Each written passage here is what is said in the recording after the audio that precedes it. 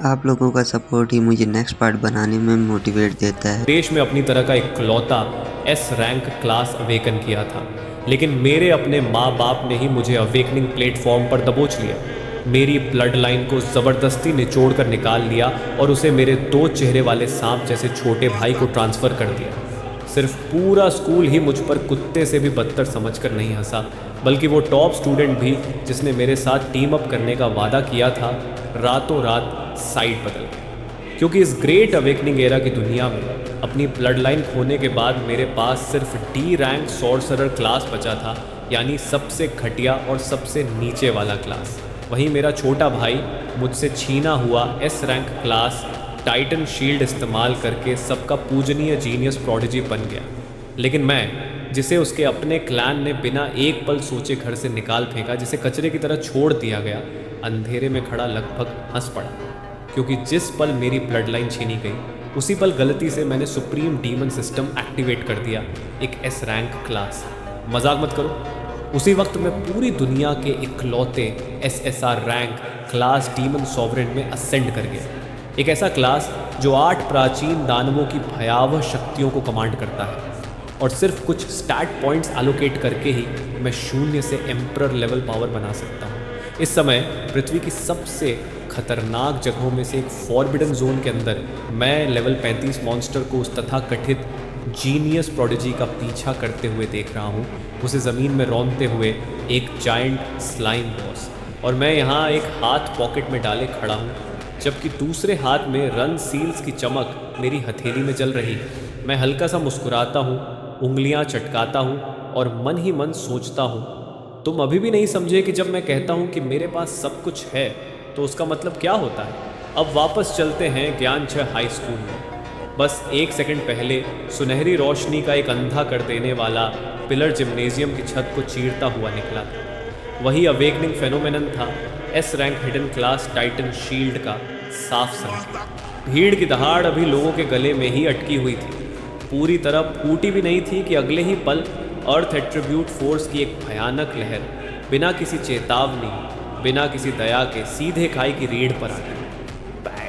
उसके दोनों घुटने पत्थर की ज़मीन से टकराकर चटक गए। उस इम्पैक्ट ने उसके अंदरूनी अंगों को झकझोर दिया। खून उसके गले से ऊपर चढ़ा और होठों के किनारे से बह निकला, ठंडी अवेकनिंग स्टोन की सतह पर टपकता हुआ। बड़ी मुश्किल से काय ने सिर उठाया। उसकी नज़र उसकी उंगलियों के बीच से रिश्ती सुनहरी रोशनी को चीरती हुई उस इंसान पर जा टिकी जिसने अभी अभी उसे गिराया था, उसका अपना सगा पिता। चैनोन सिटी के 5 महान क्लैंस में से एक, चेन क्लैन का लॉर्ड विक्टर चेन। आप क्या कर रहे हैं? काय ने दांत भींचते हुए कहा। दबाव इतना ज़्यादा था कि उसके मसूड़ों से खून निकलने लगा। हर शब्द ऐसा लग रहा था जैसे किसी कच्चे मांस को फाड़ कर बाहर निकाला जा रहा हो। एक ट्रांसमाइग्रेटर होने के नाते उसने इस ठंडे और उपेक्षित शरीर में 3 साल तक नरक जैसी जिंदगी झेली। दिन रात पढ़ाई की, अपने शरीर को हद से ज़्यादा धक्का दिया सिर्फ आज के अवेकनिंग के, और वो सफल हुआ।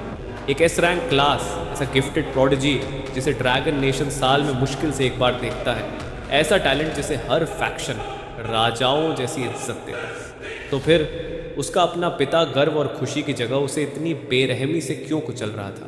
काई, पापा को दोष मत दो, ये सब मेरी गलती है।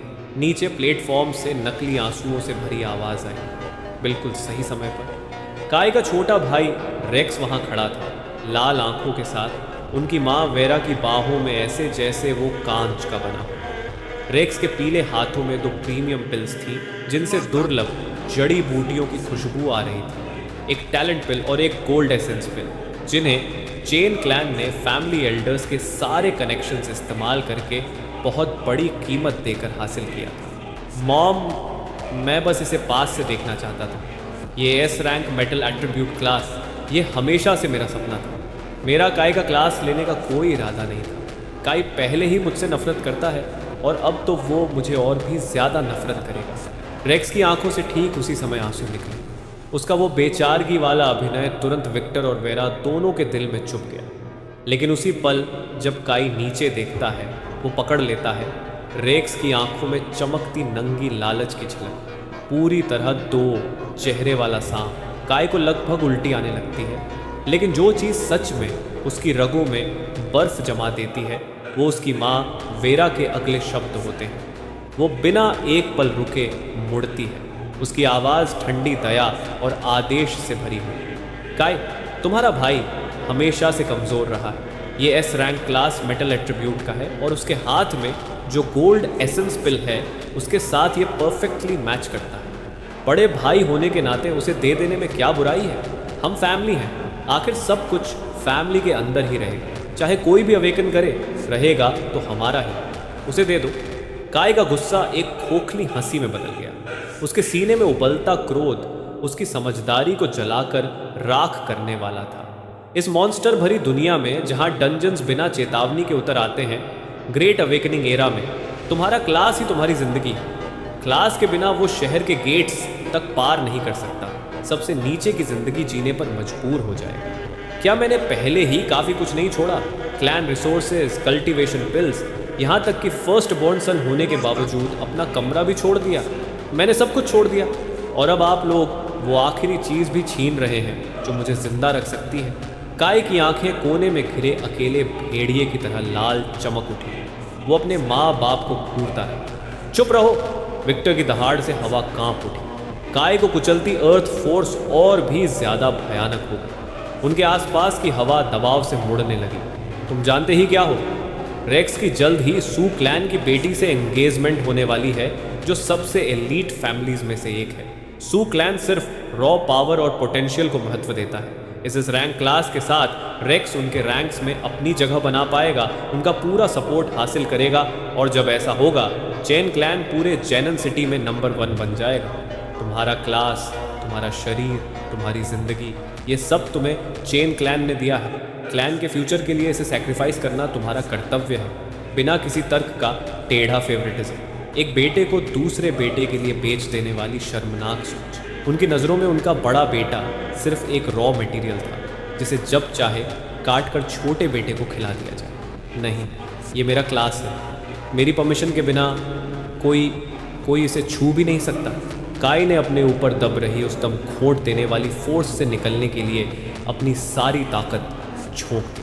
कांपती उंगलियां धीरे धीरे आगे बढ़ी, अवेकनिंग स्टोन के ऊपर तैर रहे सुनहरे ऑर्ब की तरफ। उसके नाखून टूट कर फट रहे थे, उसकी हड्डियां ऐसे वजन के नीचे कराह रही थीं जिसे सहने के लिए वो बनी ही नहीं थी। फिर भी वो नहीं रुका। तू बदतमीज लड़का, अब तू हद पार कर चुका है। विक्टर की आंखों में ठंडी क्रूरता चमकी। एक लेवल 40 पावर हाउस का पूरा क्रशिंग प्रेशर पहाड़ की तरह टूट पड़ा। क्रैक! वो डरावनी टूटने की आवाज़ पूरे खामोश जिम्नेजियम में गूंज उठी।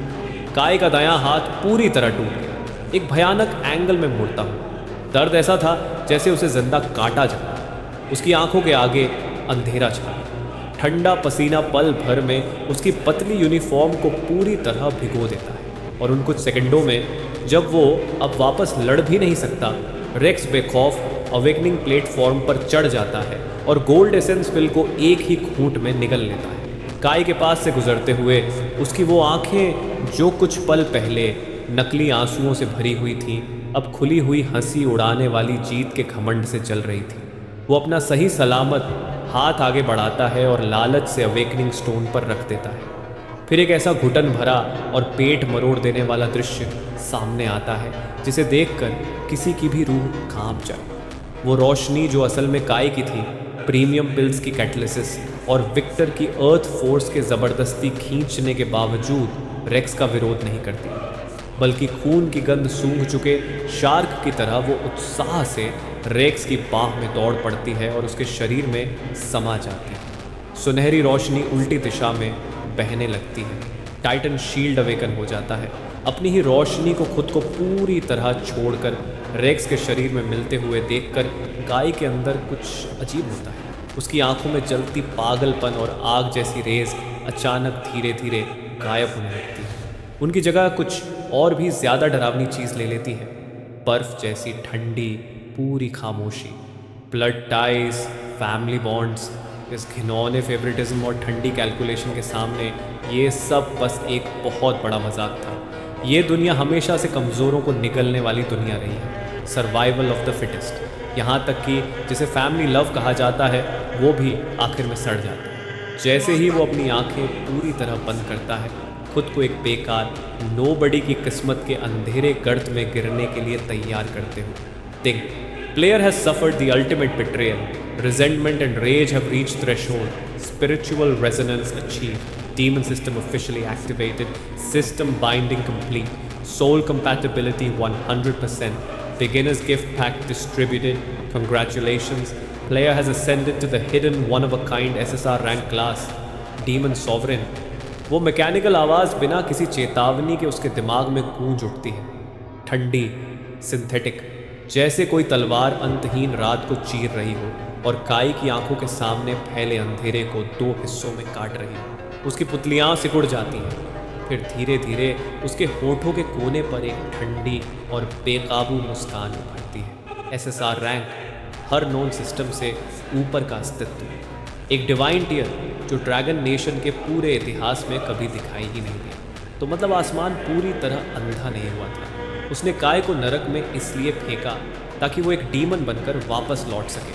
हुश, प्लेटफॉर्म के नीचे खड़े स्टूडेंट्स और टीचर्स आखिरकार अपने शौक से बाहर आते हैं। पूरा जिम्नेजियम फट पड़ता है, शोर इतना ज़्यादा कि लगता है छत ही उड़ जाएगी।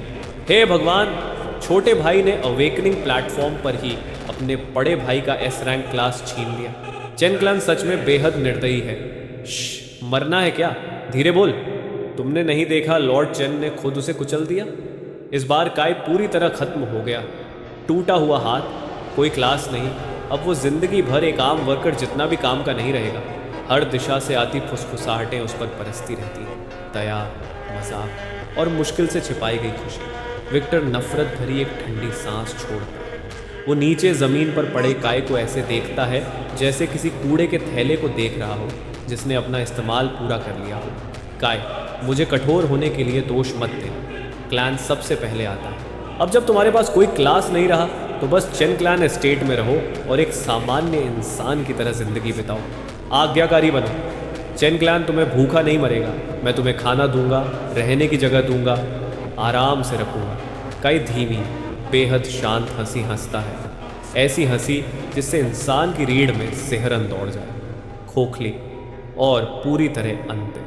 अपने टूटे हुए हाथ की फाड़ देने वाली पीड़ा को दबाते हुए वो लोहे जैसी इच्छा शक्ति के साथ लड़खड़ाते हुए खड़ा हो जाता है। वो एक बार भी रेक्स की तरफ नहीं देखता जो सुनहरी रोशनी में नहा रहा था, मानो कोई अछूत देवता हो। वो अपने माँ बाप की तरफ भी नहीं देखता जो ऐसे खड़े थे जैसे कोई दान कर रहे हैं। वो अपने अच्छे बाएं हाथ से मुंह पर लगा खून पोंछता है। उसकी काली आंखें अब मरी हुई झील की तरह शांत थी, परिवार के लिए किसी भी चाहत से पूरी तरह खाली। जिस पल आपने रेक्स के लिए बिना हिचकिचाए मेरा हाथ तोड़ा, उसी पल मैं चेन क्लैन का सदस्य रहना बंद हो गया। काय की आवाज़ धीमी थी, लेकिन उसमें ऐसी ताकत थी जो सीधे आत्मा को चीर दे। पूरा खामोश जिम्नेजियम उसकी आवाज़ से साफ गूंज उठा। विक्टर चेन, आज आपने जो किया है उसे याद रखना और कभी पछताना मत। इस पल से मैं, काय, जियान के चेन क्लैन से सारे रिश्ते ख़त्म करता हूँ। अब हम दोबारा कभी नहीं मिलेंगे। तू एहसान फरामोश कमीने, तुझे पता भी है तू क्या बोल रहा है? विक्टर गुस्से से फट पड़ता है। उसका पूरा शरीर कांप रहा था। वो उंगली काय के चेहरे पर तान कर चीखने लगता है। चेन क्लैन का सहारा ना हो तो तेरे जैसा टूटा हुआ बेकार इंसान 3 दिन भी बाहर जिंदा नहीं बचेगा। लेकिन काय पलक तक नहीं झपकाता। वो उसकी भौंकने जैसी आवाज़ को पूरी तरह अनसुना कर देता है। इसके बजाय वो जिन 6th हाई स्कूल के प्रिंसिपल क्रे की तरफ मुड़ता है जो जल्दबाजी में प्लेटफॉर्म तक आए थे और जिनका चेहरा पछतावे और दुख से भरा हुआ था। काय की रीढ़ अब भी खून से सनी हुई भाले की तरह सीधी थी जो टूटने से इनकार कर रही हो। गरिमा में अड़िग, कृपया मुझे मेरा आखिरी बेसिक क्लास ट्रांसफ़र पूरा करने दीजिए। प्रिंसिपल क्रे भारी सांस छोड़ते हैं। उनकी आंखें दुख और अनिच्छा से भरी थी। काय, तुम जो आखिरी बैकअप क्लास बचा है वो सबसे घटिया D रैंक सोर्सरर है। वो क्लास मुश्किल से तुम्हें ज़िंदा रख पाएगा। क्या तुम पक्के हो? हाँ, काय ने ऐसे कहा जैसे स्टील काट रहा हो। एक पल की भी हिचकिचाहट नहीं। D रैंक सोर्सरर नहीं, ये तो बस सबसे परफेक्ट डिस्गाइज था। एक हल्की, लगभग अदृश्य, फीकी रोशनी चमकती। काई अपना ऑफिशियल क्लास ट्रांसफ़र पूरा कर लेता है। ऊपर से देखने वालों की नज़रों में वो दया, मजाक और तिरस्कार का पात्र था। किसी को अंदाज़ा तक नहीं था कि उसकी सोल स्पेस के अंदर कितनी भयानक ट्रांसफॉर्मेशन चल रही है। 8 विशाल डीमन सिलवेट्स जिनसे प्राचीन दुनिया खत्म कर देने वाली वीरान शक्ति निकल रही थी, 8 अजेय दानवी स्तंभों की तरह खड़े थे और उसकी आत्मा के सामने सम्मान से अपने विशाल सिर झुकाए हुए थे। पहाड़ जितनी भरी, हवा जितनी तेज, आग जितनी क्रूर, 8 एलिमेंटल एक्सट्रीमिटी की शक्तियाँ उसके अंदर तूफान की तरह दौड़ रही थी। उसकी हर हड्डी, हर सेल को दोबारा गढ़ते हुए। Ting, class transfer to demon sovereign complete. Fire demon is deeply moved by the player's endurance and burning rage. Fire demon willingly grants S rank skill inferno blast. काय उसे महसूस करता है। उसके अंदर के चैनल्स जो पहले पूरी तरह सूखे पड़े थे, अब टूटे हुए बांध की तरह उफान मार रहे थे, जलती हुई जंगली टेम्निक पावर से भरते हुए। काय पीछे मुड़कर नहीं देखता। अपना टूटा हुआ हाथ घसीटते हुए वो ठंडी और स्थिर चाल में उस मरे हुए सन्नाटे को पार करता हुआ जिम्नेजियम के दरवाजों से बाहर निकल जाता है। चमकती धूप बादलों को चीरकर बिना किसी रोक टोक के उसके पतले लेकिन अटिक सिलुएट पर गिरती है। रेक्स, तुम्हें लगता है कि एक मामूली एस रैंक क्लास चुरा कर तुम जीत गए? नहीं, तुमने तो बस एक डीमन को आज़ाद किया है, ऐसा डीमन जो हर युग से ऊपर है। मेरी हंट अभी बस शुरू हुई है। काय स्कूल के रास्ते पर चलता जाता है। उसका टूटा हुआ दायां हाथ उसके किनारे ढीला लटक रहा था। उसकी टूटी हुई हड्डियों में जलता हुआ दर्द अब डीमन सॉवरेन क्लास की शांत लेकिन लगातार बहती शक्ति के नीचे धीरे धीरे एक अजीब सी झुनझुनी भरी हीलिंग सेंसेशन में बदलने लगा था। उसकी चेतना पूरी तरह उसके दिमाग के अंदर मौजूद गहरे अंधेरे सिस्टम इंटरफेस में डूब चुकी थी। Player Kai, class demon sovereign, SSR rank, unique level 1 0/100, strength 25, base cap 10, demon sovereign bonus apply, agility 20, spirit 45, vitality 30, demon force unlocked, fire demon unlocked progress, skills inferno blast S rank, demons grasp passive, demon points 0, can be earned by completing demon quests and defeating monsters. Kai का दिल जोर से धड़क उठा। ये शुरुआती stats पूरी तरह ब्रोकन थे। आम इंसान के अवेकनिंग के बाद टोटल बेस स्टैट्स मुश्किल से 30 के आसपास होते हैं, लेकिन उसका सिर्फ स्पिरिट स्टैट ही 45 था और टोटल स्टैट सम सीधे 100 के पार जा चुका था। ये कोई डी रैंक सोर्सरर नहीं था, ये तो इंसानी चेहरे में छिपा हुआ एक नवजात डीमन गॉड था। क्या वहीं रुक जाओ, पीछे से एक बेचैन और गुस्से भरी आवाज़ गूंजी। कै के कदम बस एक पल को धीमे हुए। उसने हल्का सा सिर घुमाया। आंखों के कोने से उसने अपने होम रूम टीचर को अपनी तरफ भागते हुए देखा। वो अनुभवी टीचर मिस्टर लिन हमेशा से टॉप स्टूडेंट काय के लिए नरम दिल रखते थे। इस वक्त उनका चेहरा लाल पड़ा हुआ था और आंखों में बेचैनी और दुख साफ दिखाई दे रहा था। काय, तुम सोच क्या रहे थे? मिस्टर लिन हाँफते हुए उसके टूटे हाथ को घूरते हैं। तुम सबके सामने अपने परिवार से रिश्ते कैसे तोड़ सकते हो? तुम पहले ही अपना S रैंक क्लास खो चुके हो और अब तुम्हारे पास सिर्फ D रैंक सोर्सरर बचा है। चेन क्लैन के रिसोर्सेज और मेडिकल केयर के बिना तुम्हारा ये हाथ पूरी तरह खत्म हो जाएगा। मेरी बात सुनो, वापस जाओ और माफ़ी मांगो। तुम्हारे पिता कठोर हो सकते हैं, लेकिन वो तुम्हें सच में अपाहिज बनते हुए थोड़ी देखेंगे। काय इस इंसान को देखता है, शायद अकेला व्यक्ति जो सच में उसकी परवाह करता था। उसकी आंखों की ठंडक थोड़ी नरम पड़ती है, लेकिन उसकी आवाज़ अब भी दृढ़ रहती है। मिस्टर लिन, चेन क्लैन ने मुझे जो भी खाना खिलाया था उसकी कीमत मैंने अपनी हड्डियों से चुकाई है। इस हाथ को उनकी परवरिश का आखिरी भुगतान समझ लीजिए। अब से मैं सिर्फ अपने लिए जीऊँगा। तुम ज़िद्दी बच्चे, मिस्टर लिन कुछ और कहना चाहते थे, लेकिन काय के शरीर से निकलती अजीब और दबाव भरी प्रेजेंस उन्हें रोक देती है। शब्द उनके गले में ही अटक जाते हैं। मिस्टर लिन, डंजियन हॉल किस तरफ है? काय शांत आवाज़ में पूछता है। क्या तुम अभी डंजियन जा रहे हो? तुम्हारा दिमाग खराब हो गया है? तुम लेवल 1 हो, एक सॉर्सरर हो, ऊपर से तुम्हारा हाथ टूटा हुआ है, तुम मर जाओगे। काय सिर्फ 3 शब्द बोलता है और पीछे मुड़कर नहीं देखता, फिर सीधे स्कूल गेट से बाहर निकल जाता है। दूसरी तरफ चेन क्लैन एस्टेट में रेक्स अवेकनिंग प्लेटफॉर्म पर खड़ा टाइटन शील्ड की उमड़ती शक्ति में नहा रहा था।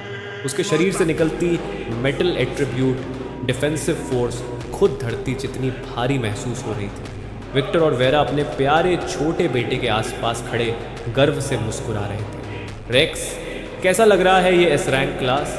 अगले हफ्ते सेलेस्ट सू का बर्थडे है, तब तुम इसे सबके सामने दिखा सकते हो। वेरा खुशी से चमक उठती और फिर एंगेजमेंट पूरी तरह तय हो जाएगी। रेक्स आज्ञाकारी तरीके से सिर हिलाता है, लेकिन उसकी आंखों में ठंडी चमक उभरती है। डैड, काई इतनी आसानी से चला गया। अगर वो सच में सॉन्ग क्लैन या सू क्लैन के पास जाकर बता दे कि हमने उसके क्लास के साथ क्या किया, विक्टर ठंडी हंसी हंसता है। उसकी आंखें अंधेरी और जहरीली हो जाती हैं। एक टूटे हाथ वाला डी रैंक सोर्सरर, और वो भी चेन क्लैन के खिलाफ। कौन उसके लिए दुश्मनी मोल लेगा?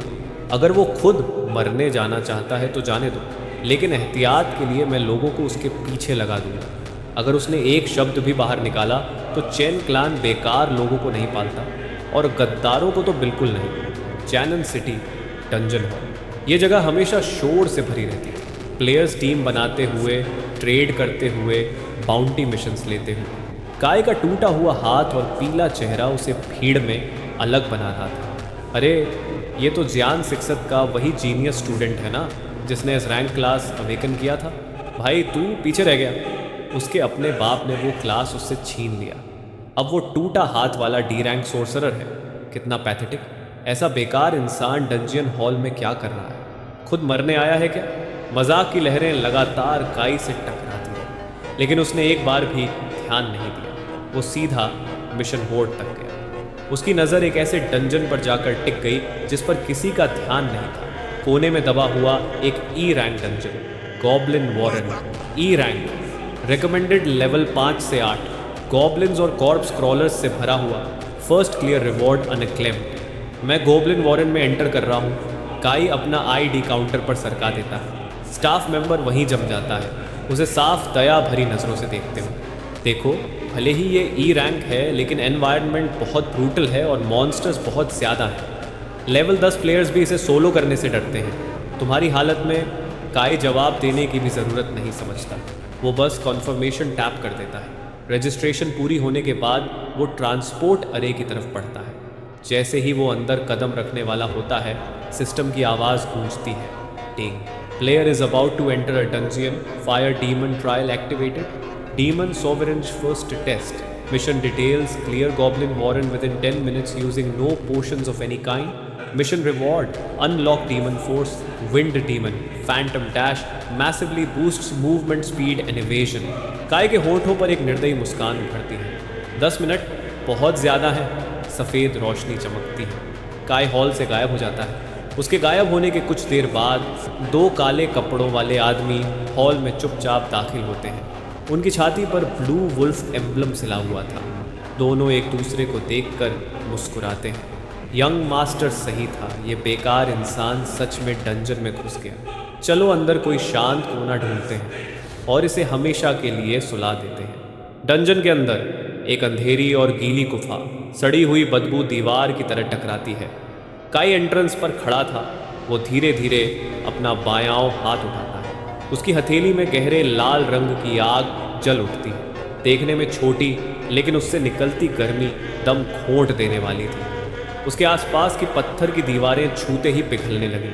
तो ये है एस रैंक स्किल, इन्फेरोब्लास्ट। अंधेरे को चीरती हुई तेज चीख जैसी आवाज़ गूंजती है। 1 दर्जन से ज़्यादा विशाल हरे रंग के गोबलिन छाया से बाहर कूदते हैं। उनके जंग लगे ब्लेड्स ठंडी चमक बिखेर रहे थे, लेकिन काई पलक तक नहीं झपकाता। उसका बायां हाथ हल्का सा हिलता है। गहरे लाल रंग की फायरबॉल चीखती हुई आगे बढ़ती है। गोबलिन से टकराते ही वो किसी आम ब्लास्ट की तरह एक्सप्लोड नहीं होती, बल्कि जलती हुई आग की लहर बनकर चौड़े दायरे में फैल जाती है। Goblin slain level 4, experience gained 10। Goblin slain level 5, experience gained 12। Goblin warrior slain level 7, experience gain 25। सिर्फ एक बार। सामने 10 मीटर के अंदर मौजूद हर गोबलिन चीखने का मौका तक नहीं पाता। सब के सब काली राख के ढेर में बदल जाते हैं। काई अपनी चाल तक धीमी नहीं करता। वो पिघली हुई जलती चट्टानों पर चलता हुआ आगे बढ़ता है। उसकी आंखें स्टील जैसी ठंडी थी, गुफा की गहराई में घूरती हुई। तुम लोग मेरे डीमन पॉइंट्स लॉक की पहली एंट्री बनोगे। गॉब्लिन वॉरन की गहराई में उसकी हर आग की लपट अपने साथ कई गोब्लिन्स को निगल रही थी। ये लड़ाई नहीं थी, ये एक तरफा नरसंहार था। आमतौर पर एक सोर्सरर को स्पेल कास्ट करने के लिए चंट करना पड़ता है, दुश्मन की मूवमेंट प्रिडिक्ट करनी पड़ती है। लेकिन SSR rank demon sovereign class की शक्ति के नीचे काई के स्पेल्स इंस्टेंट कास्ट और ऑटो टारगेटिंग बन चुके थे। फायर डीमन की शक्ति पूरी तरह ओवरवेलमिंग थी। गोबलिन्स का मजबूत लेदर आर्मर उन गहरे लाल फ्लेम्स के सामने ऐसे बिखर रहा था जैसे भीगा हुआ कागज हो। Tick level up, current level 3, all stats +5, free attribute points +10। Kai एक पल के लिए भी नहीं रुकता, वो सारे एट्रीब्यूट पॉइंट्स सीधे स्पिरिट में डाल देता है। एक सॉर्सरर के लिए स्पिरिट ही रॉ फायर पावर की असली सीमा होती है। जैसे ही स्टैट्स उसके अंदर भरते हैं, उसके चेहरे की वो पीली खून रहित रंगत धीरे धीरे एक अजीब वाइटैलिटी से भरने लगती है। उसके अंदर की डिमोनिक पावर टूटती हुई लहरों की तरह उफान मारती है। तभी डंजन की गहराई से भारी और लयबद्ध धमक गूंजती है। थर्ड लगभग 3 मीटर लंबा एक विशाल गॉब्लिन जिसके पूरे शरीर पर पस भरे घाव थे, काय के रास्ते में आकर खड़ा हो जाता है। Goblin Centurion, level 10, elite. उसके हाथ में कांटों वाला विशाल क्लब था। उसकी गहरी लाल आंखों में सिर्फ जंगली क्रूरता भरी थी। गॉब्लिन सेंचुरियन एक भयानक दहाड़ मारता है। आसपास के बाकी सारे गोब्लिन डर भूलकर पागलों की तरह काई पर टूट पड़ते हैं। चींटियां चाहे जितनी भी हों, आखिर चींटियां ही रहती हैं। काई ठंडी हंसी हंसता है। उसका बायां हाथ हल्के से मुड़ता है और फायरबॉल का रंग गहरे लाल से बदलकर लगभग आंखें चौंधिया देने वाला ब्लेजिंग ऑरेंज बन जाता है। Inferno blast. जैसे ही वो आग का गोला उसके हाथ से निकलता है, हवा में ही दर्जनों छोटे स्ट्रीम्स में टूट जाता है और पूरे इलाके पर मीटियोर शावर की तरह बरसने लगता है। ये था काय का अपने एस रैंक स्किल पर प्रिसिजन कंट्रोल। सारी शक्ति एक ही ओवरकिल अटैक में फेंकने की बजाय वो उसे पूरे बैटलफील्ड को कवर करने वाली डेथ ग्रिड में बदल देता है। थिप फ्लिप फ्लिप। सामने दौड़ते गोब्लिन उसी पल आर पार छेद दिए जाते हैं और गॉब्लिन सेंचुरियन अपना क्लब घुमा भी नहीं पाता कि काय की फिगर उसके ठीक सामने मटेरियलाइज हो जाती है। फैंटम डैश, प्योर एजिलिटी और रॉ स्पिरिट एक साथ फट पड़ते हैं। काय का बायां हाथ सीधा सेंचुरियन के पेट में धंस जाता है। बूम! भीतर जमा फायर डीमन की शक्ति एक साथ विस्फोट करती है। सेंटूरियन का विशाल शरीर ऐसे पीछे उड़ता है जैसे किसी रेकिंग बॉल ने सैंडबैग को दे मारा हो। उसका शरीर खुद पर मुड़ता हुआ पीछे की चट्टानी दीवार से जा टकराता है। उसके सीने के बीचों बीच बैल जितना बड़ा जला हुआ क्रेटर बन चुका था। Goblin Centurion slain, level 10, experience gain 500। टिंग लेवल अप, करंट लेवल 5। उसी पल सिस्टम काउंटडाउन रुक जाता है। 3 मिनट 15 सेकेंड। टिंग एक्सट्रीम चैलेंज कंडीशन में fire demon trial clear with in 10 minutes complete. Actual time 3 minute 15 second. Reward granted, wind demon Phantom dash unlock progress 5%। हवा में हल्की गूंज भर जाती है। ठंडी भारहीन पैल ब्लू एनर्जी पल भर में काई की आंखों में भर जाती है। उसका शरीर ऐसा महसूस करने लगता है जैसे उसका सारा वजन गायब हो गया। बस एक इरादा और वो हवा के झोंके में बदल सकता था। पीछे कौन है? पार निकलो। काई अचानक घूमता है। उसकी नज़र तलवार की तरह एंट्रेंस के अंधेरे को चीर देती है। वहाँ छाया में खड़े 2 ब्लू वुल्फ असैसिन्स जो केओस का फ़ायदा उठाकर उसे एम्बुश करने वाले थे, अब राख जैसे सफ़ेद पड़ चुके थे। उनके हाथों में पकड़े शॉर्ट ब्लेड्स कांप रहे थे। ये आदमी सच में डी रैंक सोर्सरर है। इसने लेवल 10 एलीट बॉस को 10 सेकंड में 1 शॉट कर दिया। हमारा स्क्वाड कैप्टन भी ऐसा नहीं कर सकता। उनमें से एक असैसिन को एहसास हो जाता है कि कुछ बहुत गलत है। वो तुरंत घूमकर स्टेल्थ स्किल एक्टिवेट करके भागने की कोशिश करता है। जब आ ही गए हो तो सॉवरेन का खाना बन जाओ। काई का पैर ज़मीन पर पड़ता है। फैंटम डैश तुरंत एक्टिवेट हो जाता है। 10 मीटर से ज़्यादा का फासला आधी सांस में पार हो जाता है, जैसे टेलीपोर्टेशन। काई सीधे असैसिन के पीछे प्रकट होता है। Fire palm strike. उसकी हथेली की फ्लेम्स आदमी की चीख को पूरी तरह निगल जाती है। दूसरा असैसिन ये देखकर गुस्से और डर में दहाड़ता है और अपनी तलवार काय पर घुमा देता है। काय बस हल्का सा शरीर मोड़ता है, ऐसी एंगल पर ब्लेड डॉज करता है जो किसी लॉजिक को नहीं मानता। उसका बायां हाथ सीधा होकर ब्लेड जैसा बनता है और आदमी का गला साफ काट देता है। दोनों बॉडीज ज़मीन पर गिर जाती हैं। काई ठंडी नज़रों से दोनों की तलाशी लेता है। उसे कुछ शैडो ऑर्डर टोकन्स मिलते हैं जिन पर चेन सील बना हुआ था और एक रफ मैप जिसमें उसकी मूवमेंट्स मार्क की गई थी। विक्टर चेन, तुम इतना भी इंतज़ार नहीं कर सके। काई अपनी मुट्ठी में उन टोकन्स को चूर कर देता है। उसकी आंखें स्टील जैसी ठंडी हो जाती हैं। ठीक है, अगर तुम्हें चेन क्लैन को इतनी जल्दी कब्र में भेजना है तो मैं भी थोड़ा जल्दी कर देता हूँ। वो बॉस ड्रॉप एक सिल्वर लूट चेस्ट उठाता है और बिना पीछे देखे ट्रांसपोर्ट अरे की तरफ बढ़ जाता है। डंजन के बाहर जो हॉल पहले शोर से भरा था अब पूरी तरह खामोश हो चुका था। हर इंसान, यहाँ तक कि वो स्टाफ मेंबर भी जिसने पहले काई का मजाक उड़ाया था, मुंह खोले जायंट डंजन स्क्रीन को घूर रहा था जहाँ सुनहरी अनाउंसमेंट बैनर चमक रही थी। Congratulations to player anonymous for clearing E rank dungeon Goblin Warren in 3 minutes and 15 seconds, setting a new all-time first clear record। 3 minute? उस मैप को सिर्फ तोड़कर पार करने में ही 5 मिनट लग जाते हैं। क्या वो उड़कर अंदर गया और सबको मार दिया? वो अनोनिमस प्लेयर कहीं वही टूटा हाथ वाला लड़का तो नहीं? भीड़ अभी भी शौक में थी कि ट्रांसपोर्ट अरे फिर चमकता है और काई की सीधी खड़ी सिलुएट बाहर आती है। वो अब भी अपनी फटी हुई स्कूल यूनिफॉर्म पहने हुए था। उसका टूटा हुआ दायां हाथ उसके अपने कपड़ों की फटी पट्टियों से बांधा गया था, एक रफ मेकशिफ्ट रैप। वो स्टंट क्राउड के बीच से पूरी शांति के साथ चलता है। तभी एक शार्प सूट पहना मिडिल एज्ड आदमी उसके सामने आता है। उसकी छाती पर सॉन्ग क्लैन का एम्बलम साफ चमक रहा था। मैं सॉन्ग क्लैन का हेड बटलर हूँ। हमारी यंग मिस्ट्रेस सैरा सॉन्ग आपसे मिलना चाहती है। उनका कहना है कि चेन क्लैन अब आपकी टैलेंट के लायक नहीं रहा, लेकिन सॉन्ग क्लैन है। काई चलते चलते रुकता है।